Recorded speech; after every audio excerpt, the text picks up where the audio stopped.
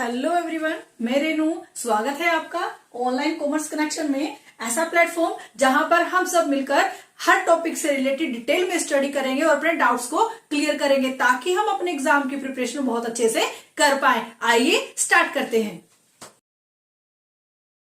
Topic sources of business finance को कर रहे हैं। जो हमारा सोर्सेस ऑफ बिजनेस फाइनेंस है, इसके बारे में आपको बता दूं, जब आप कोई बिजनेस लगाते हैं तो दिमाग में यही आइडिया आता है कि हमें अपने बिजनेस के लिए फंडिंग कहाँ से मिलेगी, वो फंडिंग मिलेगी तो उसके लिए मुझे क्या पे आउट करना पड़ेगा। बहुत सारी क्वेश्चनिंग हमारे दिमाग में आ जाती है। अब आज हम जो सोर्सेस ऑफ बिजनेस फाइनेंस का हम कंप्लीट उसका डिटेल में करने वाले हैं, जिससे हमारे जो डाउट्स हैं, वो जो क्वेश्चंस हैं हमारे माइंड में सब खत्म हो जाएंगे और हम लोग अपने चैप्टर्स को इजिली अच्छे से समझ के साइड में रख देंगे, ताकि एग्जाम में जब वो चैप्टर हमारे आए तो हम उसको एग्जाम के पॉइंट ऑफ व्यू से फटाफट से अपना वीडियो खोलें और उसको अच्छे से रिवीजन करें और एग्जाम के लिए हम लोग जा पाए। ओके बच्चों, सोर्सेस ऑफ बिजनेस फाइनेंस को 3 पार्ट्स में कैटेगराइज किया गया है।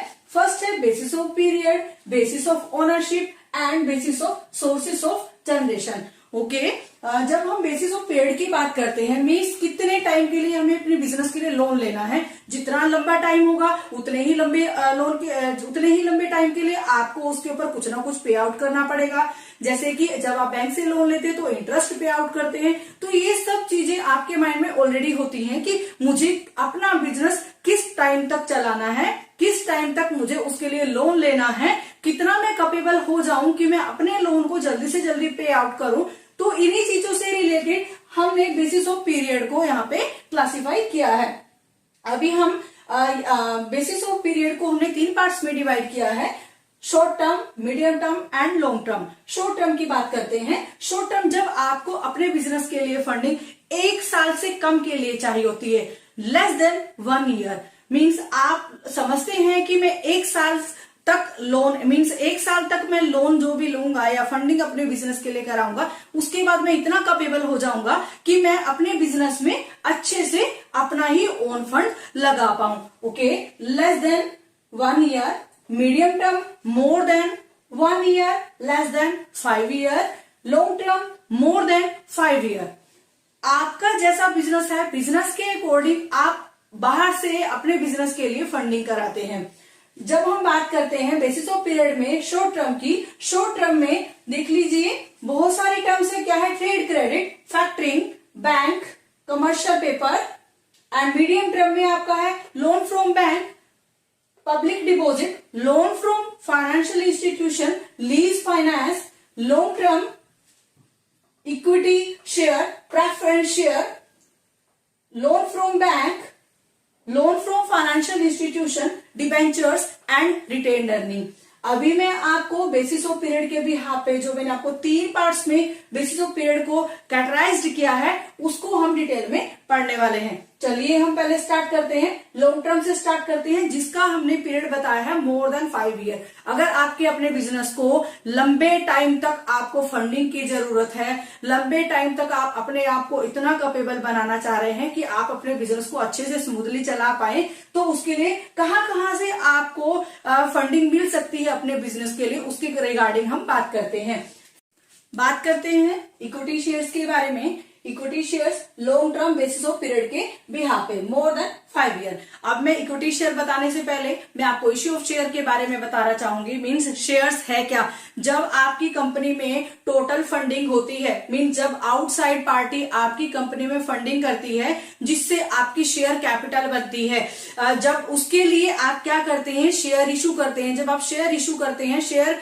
के बिहाफ पे वो आपके कंपनी में फंडिंग करते हैं। मींस टोटल शेयर कैपिटल का एक छोटा सा शेयर को ही आप शेयर ऑफ कंपनी बोलते हैं। अब बात करते हैं इक्विटी शेयर्स के बारे में। इक्विटी शेयर कंपनी के रियल ओनर्स होते हैं। उनको कंपनी के लिए वोट करना, उनको कंपनी के मैनेजमेंट में पार्टिसिपेट करने का पूरा राइट है, क्योंकि ये कंपनी के आपके रियल ओनर है। आपको इक्विटी शेयर्स के बारे में बता दूं, इक्विटी शेयर्स हमेशा आपकी कंपनी के लिए फंडिंग के लिए रेडी रहते हैं। अभी हम बात करते हैं कि हमारे इक्विटी शेयर की एडवांटेजेस क्या है। इक्विटी शेयर्स मैंने बोला real owner of the company, then आपको अपनी कंपनी के लिए फंडिंग इजिली मिल जाएगी। फर्स्ट इसका एडवांटेजेस हुआ परमानेंट कैपिटल। दूसरा, इस कैपिटल के लिए आपको कोई भी एसेट चार्ज पे नहीं रखनी पड़ेगी, मींस कोई भी एसेट को आप गिरवी रखने की आपको जरूरत नहीं है। फिर हम बात करते हैं higher return. Equity share holders को हायर रिटर्न मिलता है, मीन जो प्रेफरेंस शेयर को, मीन उसके बारे में भी बात करेंगे। प्रेफरेंस शेयर को जब आप डिविडेंड प्रोवाइड करते हैं, उसको प्रॉफिट का पार्ट देते हैं, उसके बाद जो बचने के बाद, मींस प्रेफरेंस शेयर होल्डर का क्या होता है, जो एक पार्ट होता है वो फिक्स पार्ट होता है। फिक्स पार्ट देने के बाद जो भी कैपिटल, जो भी आपका प्रॉफिट बच जाता है, वो सारा इक्विटी शेयर होल्डर का होता है, इसलिए इनको हायर रिटर्न भी मिलती है। No control, means equity share holder के ऊपर किसी का भी कोई कंट्रोल नहीं है, ये खुद कंपनी को चलाते हैं, मैनेजमेंट का पार्ट होते हैं। अब हम बात करते हैं इसकी डीमेरिट्स के बारे में। डीमेरिट्स में क्या है, हायर रिस्क, मींस आप खुद की अपनी कैपिटल लगा रहे हैं, अब वो कैपिटल से आपको रिटर्न मिलेगा या नहीं, ये सबसे बड़ा आपका रिस्क होता है। दूसरा क्या होता है, आपको इसके लिए हायर कॉस्ट पे आउट करनी पड़ती है। हायर कॉस्ट किस बिहाफ पे, मींस प्रेफरेंस शेयर होल्डर तो जो भी कैपिटल देगा उसको प्रॉफिट का उतना ही पार्ट उसको मिल जाएगा, बट आपकी कंपनी को लॉस हो या प्रॉफिट हो, लेकिन प्रेफरेंस शेयर होल्डर को तो आपको जब भी आपकी कंपनी के प्रॉफिट होंगे सबसे पहले आपको प्रेफरेंस शेयर होल्डर को पे आउट करना पड़ेगा। बट इक्विटी शेयर होल्डर के लिए ऐसा बिल्कुल भी नहीं है। क्या है, इनको प्रॉफिट के लिए हर बार डिले होता है। जब तक कंपनी का प्रॉफिट अच्छा नहीं आएगा तब तक इन लोगों को, इक्विटी शेयर होल्डर्स को अपना प्रॉफिट का पार्ट नहीं मिलेगा। आइए बात करते हैं प्रेफरेंस शेयर होल्डर। चलिए हम बात कर रहे हैं प्रेफरेंस शेयर होल्डर के बारे में। प्रेफरेंस शेयर होल्डर कौन है? Preference share holder safest party from the equity share. क्यों बोल रहे हैं हम लोग ऐसा? जो उनको प्रेफरेंस, देखो उनके नाम से पता चल रहा है, प्रेफरेंस शेयर, हर प्रॉफिट में उनको प्रेफरेंस दी जाती है। जब कंपनी का वाइंडिंग अप होता है तो जो कंपनी की एसेट सेल आउट होती हैं उसमें जो पार्ट होता है सबसे पहले प्रेफरेंस शेयर होल्डर को दिया जाता है। प्रेफरेंस शेयर होल्डर कंपनी के रियल ओनर नहीं है, बट वो एक प्रेफरेंस रखते हैं। उनको एक हर साल उनको एक फिक्स अमाउंट से उनको डिविडेंड प्रोवाइड किया जाता है। अगर कंपनी को प्रॉफिट हो रहा है तो कंपनी की प्रॉफिट पे सबसे पहला हिस्सा किसका होगा, सबसे पहला हक किसका होगा? आपके प्रेफरेंस शेयर होल्डर को होगा। उसके बाद जो भी बच जाएगा वो आपके इक्विटी शेयर होल्डर्स को मिल जाएगा। प्रेफरेंस शेयर होल्डर्स कंपनी के रियल ओनर तो नहीं होते, बट ये कंपनी के क्रेडिटर्स होते हैं जो कंपनी के अंदर फंडिंग करते हैं, कंपनी को इन्वेस्टमेंट प्रोवाइड कराते हैं। और ये इक्विटी शेयर होल्डर से सेफेस्ट पार्टी है, क्योंकि इसे अपने फंडिंग का कोई भी नुकसान दिखाई नहीं देता है। ऐसा क्यों है? क्योंकि कंपनी को लॉस हो प्रॉफिट हो, इसको एक पर्टिकुलर अमाउंट से डिविडेंड चाहिए होता है। जब कंपनी को प्रॉफिट्स होते हैं तो कंपनी को जो प्रॉफिट्स होते हैं, प्रॉफिट पे सबसे पहला हिस्सा प्रेफरेंस शेयर होल्डर को दिया जाता है। और जैसा मैंने आपको बताया है कि इनको कोई भी वोटिंग राइट नहीं होता है, सिर्फ एज अ क्रेडिटर कंपनी के ऊपर नजर रखते हैं कि हमारा पैसा कैसे यूज हो रहा है, हमारा पैसा कितना प्रॉफिट दे रहा है, इनको इसी से मतलब होता है। बात करते हैं टाइप ऑफ प्रेफरेंस शेयर के बारे में। Preference share, cumulative preference share, non cumulative preference share, participating preference share, non participating preference share, convertible preference share and non convertible preference share. आइए बात करते हैं इसके एडवांटेजेस के बारे में। जैसा कि हमने बताया, equity share holder real owner है and preference share holder as a creditor, as a owner हमारी कंपनी में काम करते हैं। हमारी कंपनी में उनको कोई वोटिंग राइट नहीं होता है, बट कंपनी में वो अहम रोल निभाते हैं। देखो इनको क्या क्या एडवांटेजेस मिलती है। इनका क्या है कि इनकी जो इन्वेस्टमेंट है वो बिल्कुल सेफ है, क्योंकि इनको पता है जो कंपनी में प्रॉफिट होगा, जो लॉस होगा, लॉस से इनको कोई मतलब नहीं है। जो कंपनी में प्रॉफिट होगा उसके ऊपर सबसे पहला हिस्सा हमें मिल जाएगा। अगर कंपनी की कोई एसेट सेल आउट होती है तो उसके प्रॉफिट पे सबसे पहला हिस्सा हम लोगों को मिल जाएगा, इसलिए इनकी इन्वेस्टमेंट बिल्कुल सेफ मानी जाती है। दूसरी बात करते हैं no charges on asset. Means क्या है इसमें कि ये अपनी कंपनी को, ये कंपनी कंपनी को जो एसेट्स प्रोवाइड कराते हैं, जो इन्वेस्टमेंट्स प्रोवाइड कराते हैं, कंपनी को उसके ऊपर कोई भी चार्ज नहीं देना पड़ता है। ये एक अच्छा है। और जो कंट्रोल होता है, इनका कंट्रोल सिर्फ इतना ही है कि कंपनी प्रॉफिटेबल कंडीशंस में रहे। अगर कंपनी प्रॉफिटेबल कंडीशन में नहीं चल रही है तब भी इनको कोई नुकसान नहीं है, क्योंकि क्या है कि इनको पता है कि आने वाले टाइम में जब कंपनी प्रॉफिट कमाएगी तो सबसे पहला हिस्सा इन्हीं को मिलेगा। इनकी इन्वेस्टमेंट बिल्कुल सेफ है। आइए बात करते हैं इसके डीमेरिट्स के बारे में। क्या है, जो प्रेफरेंस शेयर होल्डर्स को कोई भी टैक्स सेविंग नहीं मिलती है। एंड प्रेफरेंस शेयर होल्डर एक तरीके से रिस्क टेकर हैं, बट ये जो क्वालिटी है उनके लिए अच्छी नहीं है। फिर हम बात करते हैं जो डिविडेंड इनको दिया जाता है, सिर्फ एक पर्टिकुलर डिविडेंड ही इनको दिया जाता है। बाकी जो प्रॉफिट में इनको हिस्सा दिया जाता है, एक फिक्स्ड अमाउंट से इनको प्रॉफिट में हिस्सा दिया जाता है, उसके में जो भी हिस्सा बचता है, जो भी पार्ट बचता है, वो सारे इक्विटी शेयर होल्डर्स को दिया जाता है। आइए बात करते हैं, जैसे मैंने आपको बताया है अभी इक्विटी शेयर और प्रेफरेंस शेयर होल्डर को पूरा डिटेल में मैंने आपको बताया। अब मैं आपको इन दोनों के बीच में डिफरेंशिएट बताती हूँ, क्या डिफरेंस है दोनों में। ओके, इक्विटी शेयर होल्डर्स कौन है? Real owner of the company. And preference share holders, they are the creditor of the company. Equity share holder, they have a voting right, and preference share holder no voting right. Equity share के पास जो profit आता है, equity share के पास जो profit आता है, वो प्रॉफिट प्रेफरेंस शेयर होल्डर को देने के बाद आता है। मींस इनका जो प्रॉफिट होता है उसका कोई भी एक फिक्स्ड अमाउंट नहीं है कि आपको कितना प्रॉफिट आपको मिलने वाला। कई बार वो ज्यादा भी हो जाता है, कई बार वो कम भी हो जाता है, बट इक्विटी शेयर होल्डर इसमें खुश है। और जो प्रेफरेंस शेयर होल्डर, इनको जो प्रॉफिट दिया जाता है वो एक फिक्स अमाउंट से दिया जाता है। इनको जो आगे जो प्रॉफिट बचा हुआ है इक्विटी शेयर होल्डर को पे आउट करने के बाद जो बच जाता है, वो कंपनी अपने एक सेफेस्ट पार्ट के तौर पे रख लेती है, अपनी नेक्स्ट इन्वेस्टमेंट के लिए रख लेती है। बट प्रेफरेंस शेयर होल्डर का उसके ऊपर उनका कोई भी हिस्सा नहीं होता। आइए बात करते हैं रिस्क के बारे में। जो हमारे इक्विटी शेयर होल्डर्स होते हैं, देखो रियल ओनर है, रियल ओनर को किसी ना किसी तरीके से तो प्रॉफिट में हिस्सा भी चाहिए, एंड उसको लॉस में भी हिस्सा मिलेगा ही मिलेगा, चाहे वो ना भी ले, बट रियल ओनर होने के तौर पे उसको प्रॉफिट में हिस्सा मिलेगा, साथ में उसको एक रिस्क भी उठाना पड़ेगा। मींस लॉस सारे उसको ही कवरअप करने पड़ेंगे। But preference share holder no risk bearing. बात करते हैं कंट्रोल की। इक्विटी शेयर होल्डर का फुल कंट्रोल होता है, प्रेफरेंस शेयर होल्डर का कोई भी कंट्रोल हमारी कंपनी के ऊपर नहीं होता है। आइए बात करते हैं। हेलो एवरीवन, मैं रेनू, स्वागत है आपका ऑनलाइन कॉमर्स कनेक्शन में, ऐसा प्लेटफॉर्म जहां पर हम सब मिलकर हर टॉपिक से रिलेटेड डिटेल में स्टडी करेंगे और अपने डाउट्स को क्लियर करेंगे, ताकि हम अपने एग्जाम की प्रिपरेशन बहुत अच्छे से कर पाए। आइए स्टार्ट करते हैं। जो हमारे डिबेंचर्स हैं, डिबेंचर्स क्या है?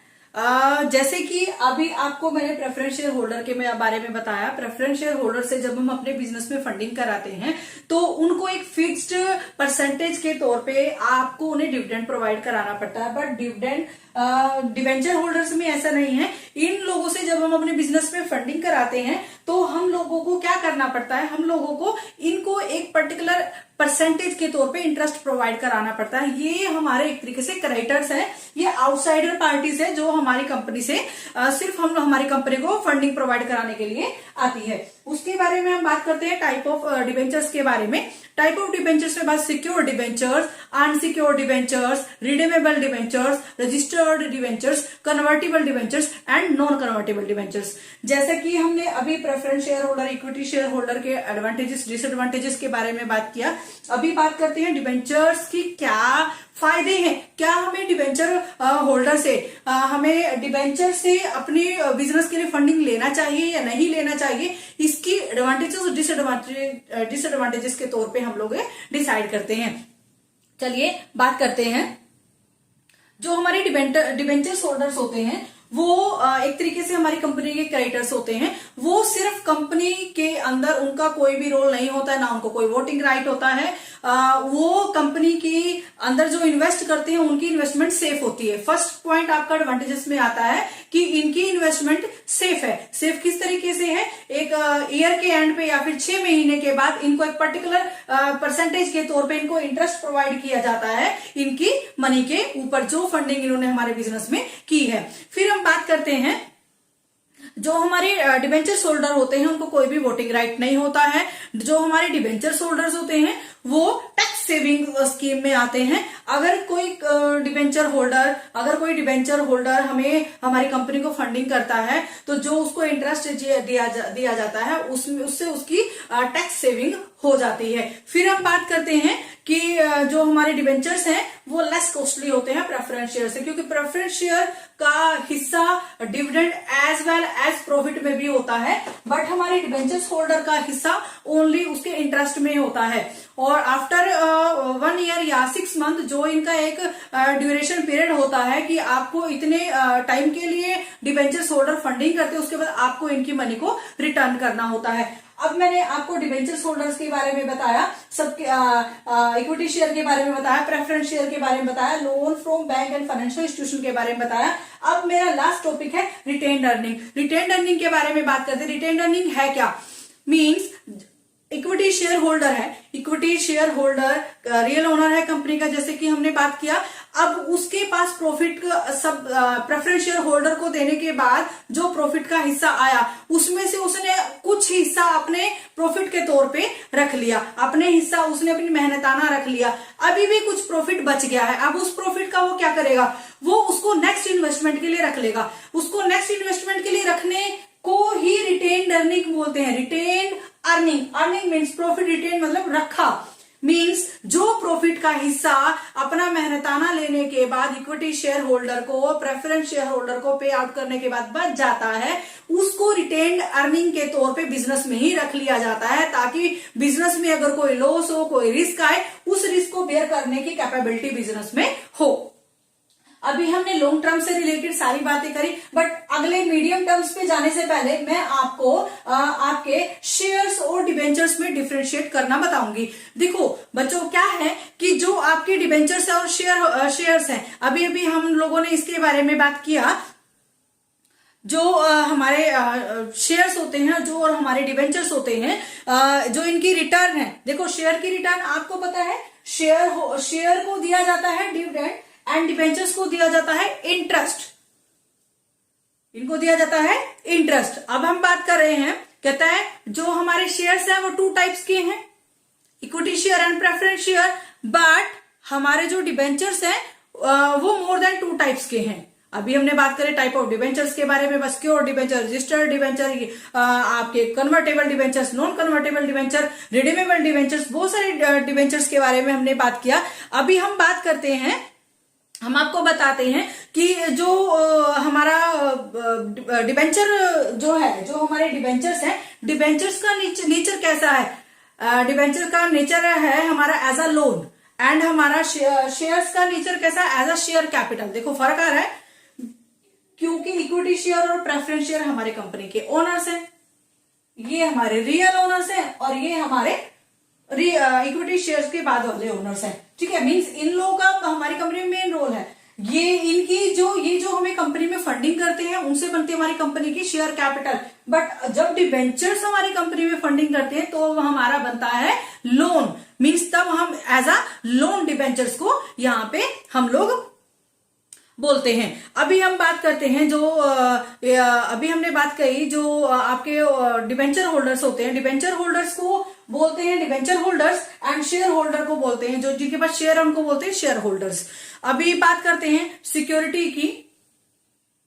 डिबेंचर होल्डर फुली सिक्योर है, इनको आपको किसी भी हालत में, किसी भी कंडीशन में इनको रिटर्न आपको देना ही पड़ेगा, इनको इंटरेस्ट आपको देना ही पड़ेगा। एज अ लीगली आप समझे तो डिबेंचर होल्डर्स हमारी कंपनी के लिए एक सेफेस्ट वे है, सेफेस्ट वे है हमारी कंपनी में इन्वेस्टमेंट करने के लिए। आइए बच्चों, जो हमारा लॉन्ग टर्म वाला अभी हमारा बात हो गया है, अभी बात करते हैं medium term. Medium term more than 1 year, less than 5 year. More than 1 year, less than 5 year. जब आपको अपनी कंपनी के लिए इन्वेस्टमेंट 1 साल से ज्यादा बट 5 साल से कम के लिए चाहिए होती है, उस इन्वेस्टमेंट के बारे में बात कर रहे हैं। अभी हमने इसमें पहला टॉपिक आया लोन फ्रॉम बैंक। अभी हमने बताया बैंक से लोन लेते हैं या फिर हम लोन फ्रॉम फाइनेंशियल इंस्टीट्यूशन लेते हैं। तो ये जो है ये लोन हमारे मीडियम टर्म्स में आते हैं। ओके स्टूडेंट्स, बात करते हैं पब्लिक डिपॉजिट के बारे में। पब्लिक डिपॉजिट क्या होता है? जब आप आउटसाइडर पार्टी पब्लिक को या पब्लिक ऑर्गेनाइजेशन को इनवाइट करते हैं, आइए मेरी कंपनी में फंडिंग करिए। इस फंडिंग के बदले में आपको इन्हें higher amount of interest provide कराना पड़ता है। हायर अमाउंट ऑफ इंटरेस्ट इस वजह से कि मान लीजिए जब ये पब्लिक अपना पैसा आपको प्रोवाइड ना करके बैंक में रखती है तो वहां पे जो इसको रेट ऑफ इंटरेस्ट दिया जाता है, बट अब ये जो पब्लिक है, ये पब्लिक आपकी कंपनी में फंडिंग करना चाह रही है, तो जब ये आपकी कंपनी में फंडिंग करे तो आपको जो इंटरेस्ट इसे बैंक से मिल रहा है उससे हायर इंटरेस्ट पे आपको इसे पे आउट करना पड़ेगा, तभी आपकी कंपनी में यहाँ पे इन्वेस्टमेंट के लिए राजी होती है। दूसरी बात, ये अंडर कंट्रोल है आपके आरबीआई से, आपकी गवर्नमेंट से। इसमें एक कंडीशन है कि जब आप पब्लिक डिपॉजिट से फंडिंग की डिमांड करते हैं तो आपके जो रिजर्व्स है 25% से ज्यादा नहीं होने चाहिए। आइए बात करते हैं इसके एडवांटेजेस के बारे में। इजी वे है आपको फंडिंग कलेक्ट करने का। आपको इसके अगेंस्ट कोई भी एसेट चार्ज पे नहीं रखनी पड़ती है, मींस कोई भी गिरवी नहीं रखनी पड़ती है। और तीसरा क्या है कि जो पब्लिक की इन्वॉल्वमेंट है वो आपको आपके बिजनेस में कोई भी हर्डल्स नहीं होती है। तो आपको मैं बताना चाहूंगी इसके लिमिटेशंस भी हैं। लिमिटेशंस है, अगर आपको ज्यादा फंडिंग की जरूरत है तो ये जो पब्लिक डिपॉजिट है बिल्कुल भी काम में आप आने वाला नहीं है, और जो इसकी इंटरेस्ट रेट है वो हायर है और जो ये सुटेबल नहीं है न्यू कंपनी के लिए। ओके स्टूडेंट्स, बात करते हैं लीज फाइनेंसिंग के बारे में। लीज फाइनेंसिंग होता क्या है? लीज फाइनेंसिंग एक एग्रीमेंट है लेसर और लेसी के बीच में। लेसर कौन है? Lessor owner of the asset and lessee कौन है? User of the asset. Owner जो होता है मीन जो लेसर होता है वो लेसी के बिजनेस में अपनी इन्वेस्टमेंट लगाता है, उसको मशीनरीज वगैरह परचेज करके देता है, उसको प्लांट वगैरह परचेज करके देता है कि आप यूज करिए, बट रियल ओनर हमेशा लेसर ही रहता है। एक एग्रीमेंट इनका जो बनता है, एक रिटर्न एग्रीमेंट होता है। जब वो रिटर्न एग्रीमेंट एंड होता है, उसका जो टाइम पीरियड एंड होता है, तो लेसी के पास जो भी मशीनरीज है, जो प्लांट है, वो सब उसको लेसर को वापिस करने पड़ते हैं। लेसी कभी भी रियल ओनर नहीं हो सकता है, बट इन एसेट्स को यूज करने के बदले में वो लेसर को कुछ रेंटल अमाउंट पे करता है। रेंटल अमाउंट मींस लेसर की इनकम। बात करते हैं इसके एडवांटेजेस के बारे में। एडवांटेजेस क्या है? ये एक अच्छा सोर्स है, सोर्स ऑफ फाइनेंस एक इन्वेस्टमेंट के तौर पे। दूसरा, बात करते हैं इसके लिए जो ओनरशिप है, वो ओनरशिप जो है और ओनरशिप से रिलेटेड जो प्रॉब्लम है सारी हमेशा लेसर के पास रहती है, इसलिए लेसी को ज्यादा इसमें इंटरफेरेंस की जरूरत नहीं है। इसमें क्या है, जो उसका रिस्क ऑफ एसेट है वो कम हो गया है, क्योंकि हर टाइप से ओनर कौन है? लेसर हुआ, लेसी सिर्फ यूजर हुआ। तो अगर मशीन की पार्ट में कोई टूट फूट आती है या फिर कोई प्रॉब्लम हो जाती है तो उसका सब कुछ मेंटेनेंस कौन कराएगा? आपका लेसर कराएगा। अब बात करते हैं जो लीज रेंटल होता है, डिडक्टेबल एक्सपेंसेस होता है। ये भी एक लेसर के लिए बहुत अच्छा बेनिफिट है। और जो ये आपका लीज फाइनेंसिंग है हमेशा कंट्रोल में रहता है। किसकी कंट्रोल में रहता है? जो इसका रियल ओनर रहता है। अभी लिमिटेशंस की बात करते हैं। जो लिमिटेशंस में क्या आएगा, मींस डिसएडवांटेजेस में क्या आएगा? लेसर लीज एग्रीमेंट खत्म होते ही एसेट्स ऑटोमेटिकली लेसर के अकाउंट में ट्रांसफर हो जाएंगी। मींस लेसी जो होता है लेसर को अपनी एसेट्स को रिटर्न करने के लिए मना नहीं कर सकता है, क्योंकि रियल ओनर कौन है? लेसर ही है। अब दूसरी बात यह है कि इसमें क्या होता है, रिन्यूअल होता है, बट रिन्यूअल के लिए भी उनको अलग से एग्रीमेंट बनाना पड़ता है। तो सबसे बड़ा डिसएडवांटेजेस इसका यही है। अब बात करते हैं आपके शॉर्ट टर्म के लिए। Short term less than 1 year. इसमें क्या था? Trade credit, factoring, banks, commercial papers. अब मैं आपको ओके स्टूडेंट्स, अब बात करते हैं ट्रेड क्रेडिट के बारे में। ट्रेड क्रेडिट में क्या होता है, एक ट्रेडर दूसरे ट्रेडर को कुछ अमाउंट प्रोवाइड कराता है फंडिंग के तौर पे, ताकि वो अपने बिजनेस के लिए गुड्स एंड सर्विसेज को टाइम पे परचेज कर पाए। इसके क्या बेनिफिट होते हैं? सबसे पहला बेनिफिट ये है कि जो एक ट्रेडर है, एक बिजनेसमैन है, उसको आउटसोर्सेस में मींस दूसरी पार्टी से फंडिंग कलेक्ट करने के लिए नहीं जाना पड़ेगा। उसको इंटरनली वहां पे अपने लिए फंडिंग मिल जाएगी, अपने बिजनेस के लिए फंडिंग मिल जाएगी। दूसरा, उसको उसकी कुछ क्रेडिट वर्दीनेस है, मींस उसकी जो इमेज है, इमेज की वजह से ही उसको दूसरा ट्रेडर वहां पे उसको फंडिंग प्रोवाइड करा रहा है, ये भी उसके लिए अच्छा है। दूसरा है, उसको अपने बिजनेस के लिए माल परचेज करने में मींस स्टॉक रखने के लिए इजीली हो जाएगा और उसका इन्वेंट्री लेवल बढ़ जाएगा, लेसर कॉस्ट होती है इसमें। और इसके डिसएडवांटेजेस क्या है कि जो एक ट्रेडर है उसको इतनी हैबिट हो जाएगी कि वो दूसरे आउटसोर्सेज के ऊपर फोकस ही नहीं करेगा, वो कोशिश करेगा कि मुझे फंडिंग यहां से मिलती रहे। बट इसका दूसरे बड़ा नुकसान ये है कि वेरी शॉर्ट टर्म के लिए होता है, वेरी शॉर्ट टर्म के लिए होता है। अब बात करते हैं फैक्टरिंग की। ओके स्टूडेंट्स, बात करते हैं फैक्टरिंग के बारे में। फैक्टरिंग क्या होता है, देखिए आपको बताते हैं, एक बिजनेस है और उसके क्लाइंट्स हैं। क्लाइंट्स और बिजनेस के बीच में एक पर्सन काम कर रहा है, वो है फैक्टर। फैक्टर क्या करता है, बिजनेस के लिए फाइनेंशियल सर्विसेज प्रोवाइड कराता है, जैसे कि discounting of bill, collection of bad debts. Collection of bad debts means जो उसके क्लाइंट्स हैं, जिन्होंने कंपनी का मीन्स बिजनेस का पैसा देना है, उनको कलेक्शन करने का काम भी फैक्टर करता है। अब फैक्टर क्या करेगा, फैक्टर का एक मेन काम और भी है, जब बिजनेस को फंडिंग की जरूरत होती है तो वो फंडिंग के लिए भी हमेशा बिजनेस के लिए रेडी रहता है। अब मैं आपको इसके एडवांटेजेस बताऊंगी। एडवांटेजेस क्या है, चीपर सोर्स ऑफ फाइनेंस है, शॉर्ट टर्म के लिए आपको मिलता है और आपकी फंडिंग के साथ साथ फैक्टर आपको फाइनेंशियल सर्विसेज भी प्रोवाइड कराता है। बट इसके कुछ डीमेरिट्स भी हैं। डीमेरिट्स, एक एक्सपेंसिव सोर्स है। एक्सपेंसिव सोर्स मीन्स क्या है कि जितने आपके क्लाइंट्स होंगे जिनसे बैड डेट्स क्लियर करेगा, जिससे डेट्स क्लियर करेगा, उसके बदले में कुछ कमीशन लेगा, तो वो आपके लिए अच्छा नहीं है। और दूसरा है कि कस्टमर जो है इसके साथ कंफर्टेबल फील नहीं होते हैं, क्योंकि कस्टमर की डील आपके बिजनेस के साथ हुई है, आपके साथ हुई है, बट अब फैक्टर उनसे कलेक्शन करने के लिए पहुंच जाएगा तो कस्टमर ज्यादा कंफर्टेबल इसमें नहीं होते हैं। Commercial paper unsecured promissory note हैं, जो हमारे इंडिया में 1990 से चलते आ रहे हैं। कमर्शियल पेपर्स एक प्रोमिसरी नोट है जिनका हाईली रेटेड होता है और ये जो है आपको शॉर्ट टर्म की फंडिंग प्रोवाइड कराते हैं। जो short term funding mean 7 day से लेकर 1 ईयर तक की फंडिंग आपको कराते हैं। आपके जो एनआरआईज हैं, प्राइमरी डीलर्स हैं, जो FIIs हैं, जो ऑल इंडिया फाइनेंशियल इंस्टीट्यूशन है, वो आपके बिजनेस को फंडिंग प्रोवाइड कराने के लिए रेडी रहती हैं। उसके लिए क्या है, कमर्शियल पेपर्स इशू होता है। जब आपकी कंपनी कमर्शियल पेपर इशू करती है तो कमर्शियल पेपर के बदले में आप उनसे फंडिंग ले सकते हैं। आइए बात करते हैं इसके मेरिट डिमेरिट्स के बारे में। क्या है कि जो आपका कमर्शियल पेपर है, ये विदाउट एनी रिस्ट्रिक्शन आप इसको कभी भी बेच सकते हैं। अगर आपके पास कमर्शियल पेपर है, आपने किसी कंपनी का कमर्शियल पेपर खरीदा है, तो आपके ऊपर कोई बाउंडेशन नहीं है जिस कंपनी में आपने अपनी इन्वेस्टमेंट कर रही है कि आपको वो कंपनी जब आपकी फंडिंग वापस करेगी तभी आप कमर्शियल पेपर को बेचेंगे। ये आपके लिए कोई बाउंडेशन नहीं है।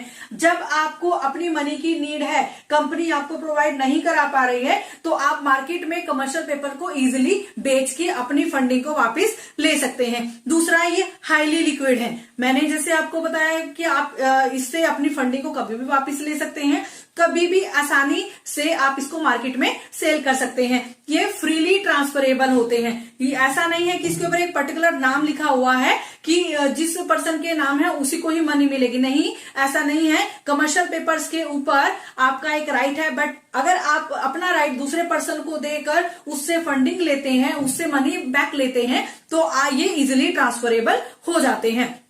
फिर मैं बात करूंगी कि जो कंपनीज हैं जिनके पास कमर्शियल पेपर्स हैं, वो इजीली अपने बिजनेस के लिए फंडिंग इकट्ठा कर सकती हैं। अब मैं आपको बताऊंगी जो लोन्स हैं, लोन लेने से बेटर ऑप्शन आपके पास कमर्शियल पेपर्स का है। अभी इसकी लिमिटेशंस के बारे में बात करते हैं, इसके डिसएडवांटेजेस के बारे में बात करते हैं। ऐसा लगता है जैसे कमर्शियल पेपर के बहुत एडवांटेजेस हैं, बस नहीं। लिमिटेशंस भी हैं, कुछ डिसएडवांटेजेस भी हैं। फर्स्ट डिसएडवांटेजेस है, कोई भी new company commercial paper issue नहीं कर सकती है। जितना भी आपका कमर्शियल पेपर है, जितना भी आपका कमर्शियल पेपर की मनी है, उतनी मनी आपको शायद वापस ना हो, शायद उसमें से कुछ डिडक्ट होके आपको मनी वहां पे वापस मिले। बट जब आपके कमर्शियल पेपर की मैच्योरिटी डेट आती है, कमर्शियल पेपर के मैच्योरिटी डेट पे आपको जो भी मार्केट वैल्यू होगी वही आपको। चलिए इसकी डिसएडवांटेजेस के बारे में बात करते हैं। सबसे पहले इसकी डिसएडवांटेजेस ये है कि आपको आज फंडिंग की जरूरत है और हो सकता है मार्केट में आपके कमर्शियल पेपर को परचेज करने के लिए कोई भी बायर ना हो, तो सबसे बड़ा नुकसान आपका ये हो सकता है ये। और इसका दूसरा नुकसान ये है कि जो अगर आप कमर्शियल पेपर से अच्छा अर्निंग चाह रहे हैं, आगे अभी भी आपको अच्छी अर्निंग उससे मिल रही है, तो इसमें एक्सटेंड करने का कोई भी ऑप्शन नहीं है। जो भी पर्टिकुलर टाइम आपके कमर्शियल पेपर की मैच्योरिटी के लिए लिखा हुआ है, उसी पर्टिकुलर टाइम पे आपके कमर्शियल पेपर की मैच्योरिटी पीरियड आ जाएगा, मीन्स तभी वो रिडीम हो पाएंगे, तभी उनसे आपको अपनी फंडिंग मिल पाएगी। इसके साथ कोई भी आपको एक्सटेंड करने का ऑप्शन नहीं है। दूसरी बात मैं आपको ये बताना चाहूंगी, जो आपके कमर्शियल पेपर्स हैं, मार्केट के कंडीशन के ऊपर डिपेंड करते हैं। अगर मार्केट में लिक्विडिटी है तो आप जाकर अपने कमर्शियल पेपर्स को इजीली सेल करके वहां से अपनी फंडिंग को ले सकते हैं। अगर मार्केट में लिक्विडिटी नहीं है, तो मार्केट कंडीशन अच्छी नहीं है, तो कमर्शियल पेपर्स को साथ में रखकर आप इसकी मैच्योरिटी तक का आपको वेट करना पड़ेगा। सबसे बड़ा नुकसान इसका यही है। आइए बात करते हैं अब हमारा बेसिस ऑफ ओनरशिप के बारे में। देखो, ओनरशिप से समझ में आ रहा है ओनर कौन है। एक तो हम खुद ओनर हैं जिन्होंने बिजनेस में पैसा लगाया है, एक वो भी ओनर है जिनसे हमने मनी ली है और उन्होंने हमारे बिजनेस में इन्वेस्ट किया है। ओनर फंड में अभी मैंने आप लोगों को डिटेल में बताया, equity share and retained earning, ये हमारे रियल ओनर है एंड ये भी हमारी रियल इनकम है। इक्विटी शेयर होल्डर के बारे में अभी हमने पढ़ा था, बेसिस ऑफ पीरियड में equity share and retained earning के बारे में भी हम लोग यहाँ पे पढ़ चुके हैं। अभी आता है बोरोड फंड। बोरोड फंड में क्या होता है, जब हम अपने बिजनेस के लिए फंडिंग बाहर से लेते हैं, बाहर से उधार लेते हैं, तो उसमें कौन कौन से आपके टॉपिक कवर्स होते हैं। डिबेंचर्स ऑलरेडी हम लोगों ने पढ़ा है, loan from financial institution, public deposit, lease financing and आपका कमर्शियल पेपर। देन मैं आपको बताना चाहूंगी आपका basis of source of generation के फॉर्म में, जनरेशन के तौर पे, जनरेशन के बेस पे आप किस तरीके से सोर्सेस ऑफ फाइनेंस को डिवाइड कर सकते हैं। इसको हम दो पार्ट्स में डिवाइड कर सकते हैं, internal sources and external sources. Internal sources में वो पैसा जो आप इजिली मैनेज कर पाते हैं, आपको जिसके लिए ज्यादा भटकने की जरूरत नहीं है, वो इंटरनल सोर्सेज में आएंगे। जिसके लिए आपको बाहर जाकर लोगों को इन्फ्लुएंस करना पड़ेगा, उनसे रिक्वेस्ट करनी पड़ेगी, उनको कुछ ना कुछ देना पड़ेगा, वो सारे आपके एक्सटर्नल सोर्सेस में आते हैं। इंटरनल सोर्सेस में पढ़ते हैं equity share capital as owner fund, retained earning as owner fund.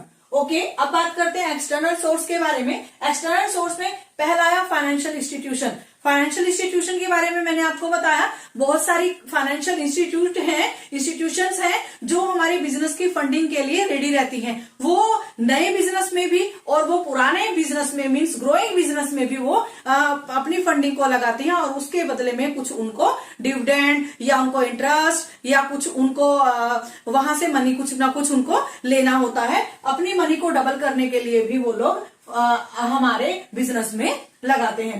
Money का प्रॉपर यूज अगर किसी को करना है तो वो हमारे बिजनेस के लिए अपनी फंडिंग को लेके तैयार खड़ा हुआ है। बात करते हैं financial institution, loan from bank, preference share, lease financing, commercial paper, trade credit and factoring and public deposit. ये सब टॉपिक्स हमने डिटेल में पढ़े हैं। अभी मैं आपको इन टॉपिक्स के बारे में थोड़ा सा रिव्यू अपनी नेक्स्ट वीडियो में दूंगी। अभी हम इसको दोबारा से रिवाइज करेंगे ताकि आपके दिमाग में ये टॉपिक अच्छे से बैठ जाए। अभी मैं आपको बताना चाहूंगी, अभी आप बोलोगे मैडम इसको कैसे लर्न करना है। लर्न करने का तरीका देखिए बेसिस ऑफ पीरियड में मैं आपको बता रही हूं, मैं बड़ी हो गई, अच्छे से पढ़ लिख ली, अच्छी डिग्री मेरे पास आ गई, अब मुझे अपना बिजनेस लगाना है। बिजनेस लगाना मीन्स मैं 21 ईयर्स में बड़ी हो गई, अब कुछ ना कुछ बिजनेस करने के बारे में सोच रही हूं। अब मैं बिजनेस सोच रही हूं, तो जो मैंने बिजनेस लगाया है, मैंने बिजनेस लगाया जब मैं 21 ईयर्स की हो गई, तब मैंने बिजनेस लगाया। बिजनेस किसका है? मेरा। मैं कौन हूं? ओनर। मैं कौन हूं? ओनर। अब मैं ओनर हूं। अब भाई मैं हो गई बुढ़ी, मैं हो गई 75 ईयर्स की, तो अब मैं क्या करूंगी? आने वाली जो मेरी जनरेशन है वो मेरे बिजनेस को चलाएंगी। आने वाली जो मेरी जनरेशन है वो मेरे बिजनेस को चलाएंगी। तो सबसे बेस्ट वे है आपका ये वाला चार्ट याद करने का तरीका है। याद रखिए, बेसिस ऑफ पीरियड्स मींस मैं 21 ईयर्स की हुई, मैं बिजनेस चलाने लायक हुई, मैंने अपना बिजनेस स्टार्ट किया, मैं उसकी ओनर हुई। ओनर होने के बाद मैं थोड़ा ओल्ड एज में आ गई। ओल्ड एज में आने के बाद मैंने अपना बिजनेस अपनी जनरेशन को ट्रांसफर कर दिया। Basis of period, basis of ownership and bases of आपकी जनरेशन। ओके।